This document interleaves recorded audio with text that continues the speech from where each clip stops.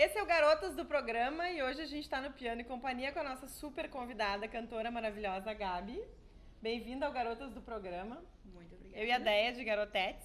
Sim. E nós, mulheres desajustadas, vamos falar um pouco sobre isso, porque agora somos taxadas como mulheres desajustadas. O que tu pensa nisso?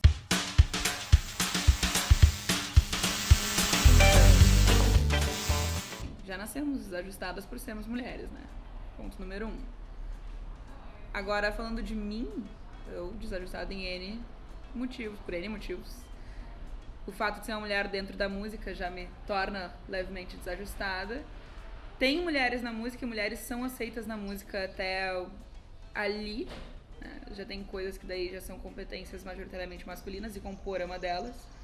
Então, além de ser musicista, que já me torna desajustada ser uma compositora, né? Eu escrevo canção, já subo um degrau na escada do desajuste. Toco guitarra, abandonei o violão recentemente. Que é outro desajuste. Que é outro desajuste. A gente fez um programa com a Biba, que Sim. toca batera, que também é outra. Maior ainda. Maior ainda. Não, mas guitarra também é difícil, né? A guitarra tá sendo um pouco mais utilizada hoje, o que me deixa muito feliz, né? Porque os instrumentos majoritariamente femininos, o violão até ali, dentro da MPB. Na música erudita, um piano, um violino, né? O cello talvez, mas daí já é uma coisa um pouco mais sexualizada, as pernas abertas e o instrumento ali. Olha né? só. O resto, o contrabaixo, por exemplo, acústico, um instrumento super grande, super não feminino. Né? Bateria, percussão, coisas que envolvem muita força.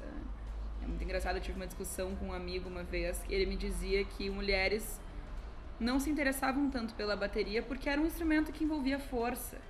E os homens são naturalmente mais fortes que as mulheres. Então não é porque as mulheres não eram incentivadas a tocar bateria, é porque elas mesmas não queriam, né? É sempre assim, né? Na É. verdade, esse é o grande debate, né? Vocês não ocupam determinados espaços porque vocês não querem, né? Vocês não têm força pra isso, vocês não têm condições pra isso. Isso é o natural pra tudo, praticamente. E isso vem embasado naquela coisa de somos todos iguais, né? Pra gente sair do lugar de privilégio, né? Primeiro tu precisa te enxergar como privilegiado. Assim. Pra depois tu conseguir fazer o movimento de sair, né? Desse lugar. Sim. Então, esse é o primeiro movimento, né?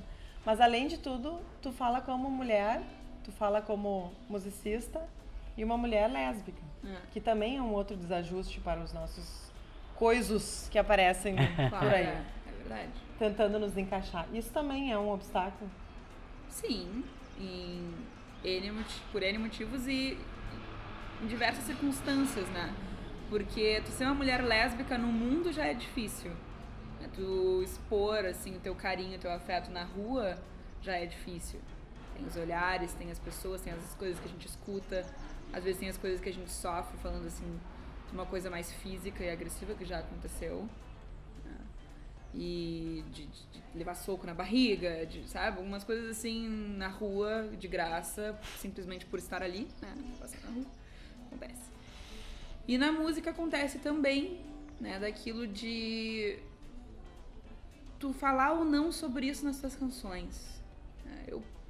Eu sou uma pessoa que eu escrevo sobre coisas que eu vivo. Né? Eu não consigo tanto fazer esse deslocamento de agora eu vou escrever sobre um personagem que eu invento, numa perspectiva que não é a minha. Eu gosto muito de falar sobre as minhas próprias coisas. Eu acho que é isso que eu tenho pra acrescentar, assim, porque não sei, é assim que eu me sinto. E às vezes eu me relaciono com uma mulher, quero falar sobre isso, fico na dúvida. Falo de uma forma mais discreta, ou coloco o gênero ali, deixo isso claro.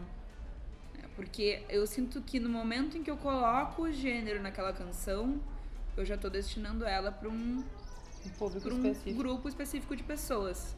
E o outro grupo vai se sentir desconvidado a escutar a minha música e eu não quero isso. Não é esse o meu objetivo com a minha música, nesse sentido. Eu sei que quando a gente faz alguma coisa, a gente sempre faz pra um grupo de pessoas, entende? Mas não gostaria que esse fosse um determinante, um fator. Mas como tu pensas que as tuas composições retratam a tua vida e isso está presente, sim, né? Sim. Talvez essa explicitude ou essa negociação, até com quem te ouve, né? Seja um convite também para poder refletir, né? Desse lugar que a Gabriela fala, né? Das suas próprias experiências. E talvez seja também um caminho, né? Porque às vezes eu acho que as pessoas fecham os olhos para ver a vida. Mas se alguém com a qual a pessoa tem alguma admiração, alguma proximidade, talvez esse assunto apresentado por essa pessoa seja mais palatável, né? Às vezes a gente vê que tu vende um tema ou vende uma ideia pela forma que tu aborda essa ideia, né? Então, às vezes, isso pode ser interessante. Por outro lado, também tem uma conversa que a gente fez com a Camila, né? De pensar que a arte não pode ser exercitada de uma forma panfletária, né? Talvez isso seja um caminho do meio, assim, tu fica meio ou para lá ou para cá, ou eu vou ser fechada como essa artista e que talvez também fique com alguns espaços que não sejam acessíveis, né? Porque é isso, tu quer que a tua arte seja universal, né? Que ela comunique, por mais que tu saiba que ela vai ter uma restrição de público. Eu pensei agora, Gabi, também de outras experiências que tu tiveste mais recentemente, que eu acho que a gente tem uma cena na atualidade em Porto Alegre, talvez não seja restritiva a Porto Alegre, penso que não, de manifestações de grupos de mulheres, né? O Vênus em Fúria, a gente teve outras, tem o Rock Girls Camp, teve o Sonora, né? Se tu pudesse falar um pouquinho pra gente, assim, como é que essas mulheres têm se organizado e visibilizado a sua arte, né? Claro. Especialmente, só para tu falar sobre tudo, assim, como é que tu entende essas mulheres fazendo música para resistir? Sim. Né? Resistir para avançar, né? Como é que é isso mesmo? Pois é, aí nesses três que a gente falou, né, o Vênus em Fúria, o Girls Rock Camp e o Sonora, a gente tá falando de coisas que são separadas, mas que dialogam umas com as outras, né? Muitas são as mesmas pessoas envolvidas, né? As mesmas pessoas que tomam a frente disso aqui em Porto Alegre. O Girls Rock Camp é um projeto muito legal, que é para meninas de 7 a 17 anos, que ou que tocam ou que não tocam, não tem um pré-requisito de tocar ou não um instrumento, e que passam uma semana de imersão musical, em que de manhã elas têm aula de instrumentos, nos instrumentos que elas se matriculam, e à tarde elas têm práticas coletivas em bandas, em que elas compõem músicas. Então, as gurias são divididas em bandas, cada banda compõe uma música, e no final daquela semana tem um showcase em que elas tocam essas músicas que elas escreveram. Então é uma vivência muito bacana. Eu participei como voluntária no primeiro, que foi em 2017, e fui instrutora de voz, de canto. E é muito legal porque tu vê a música ali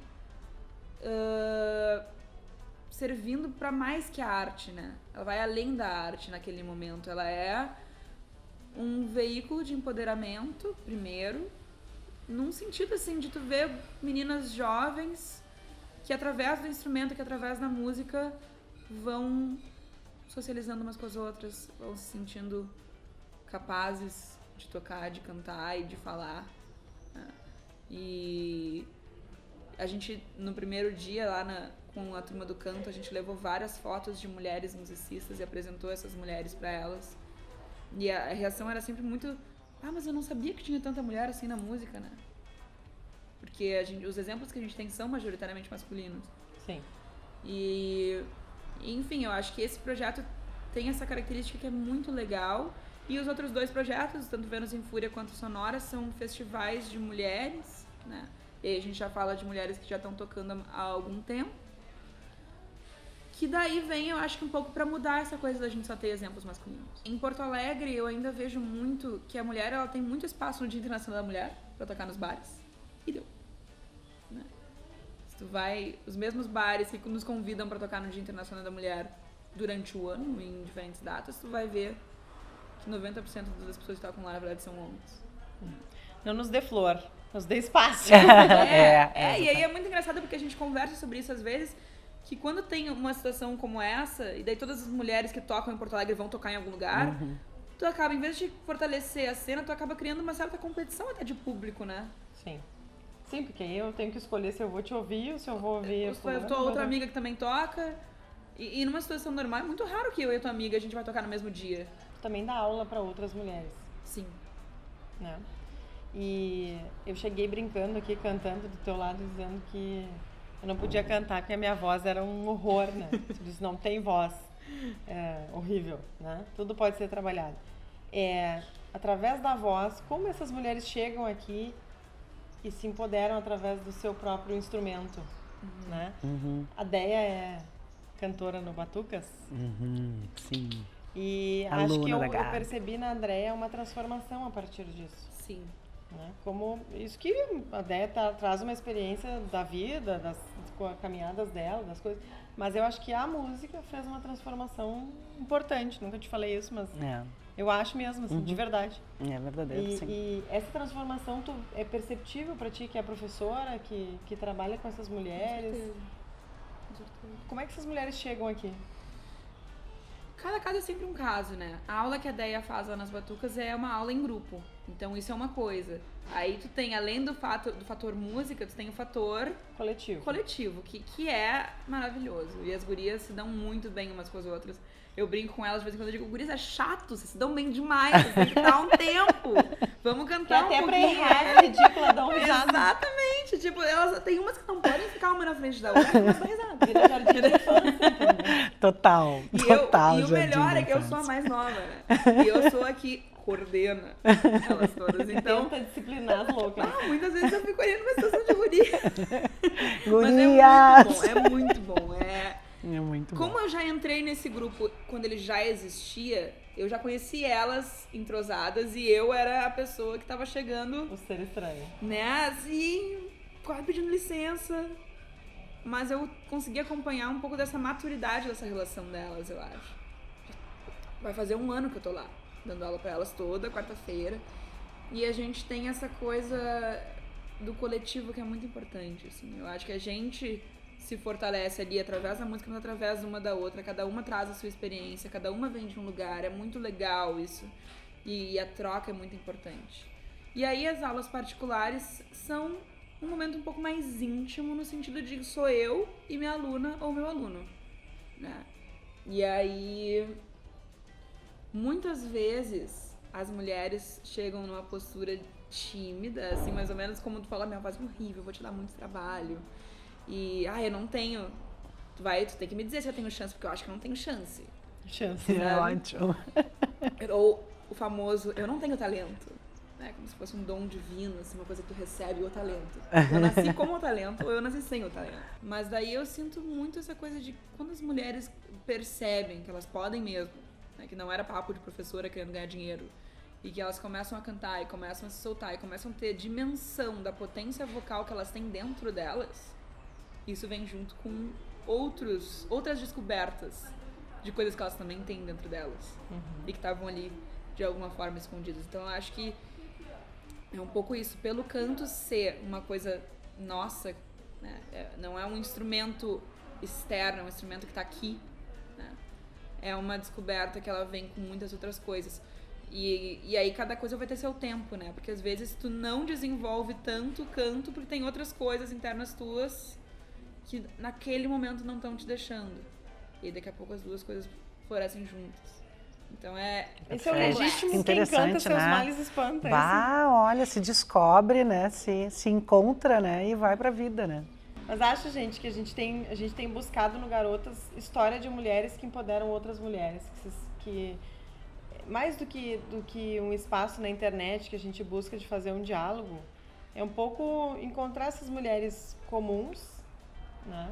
Que dentro dos seus espaços buscam espaços de resistência e de despertar também, porque isso que tu faz na vida de outras mulheres ajuda as mulheres a chamar outras mulheres, né? E a gente vive, acho que 2018 é muito simbólico isso, assim, das mulheres se encontrarem, né? E se ajudarem a puxar uma outra e a despertar, inclusive.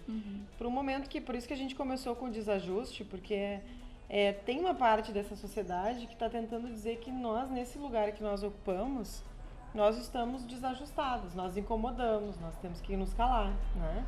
E não vão nos calar, né? Eu vi que no teu perfil tu está posicionada, e por isso que me sinto à vontade de dizer isso. Ele não, porque ele não significa muitas coisas não, né? Não ao preconceito, não ao ódio, intolerância. Né? Não à intolerância. Não, inclusive, ninguém vai nos devolver pra cozinha, entendeu? Ninguém vai nos devolver pra lavar roupa e não ocupar o espaço da música, o espaço da internet, o espaço da política, o espaço que a gente quiser. O Garotas do Programa, ele nasceu pra isso, pra dizer que o lugar de mulher é onde ela quiser. E eu quero super te agradecer, porque eu acho que tu ajuda a transformar a vida de um monte de mulher. Obrigada. De homens também, porque quando o homem se transforma, ele também desperta pra não ser um imbecil. Claro. Porque a gente fala, né? Fui muito grossa. Não. Mas eu corto. Ele não. Nós sim. Ele não. Beijo do Garotas. Tchau, tchau. Tchau, gente.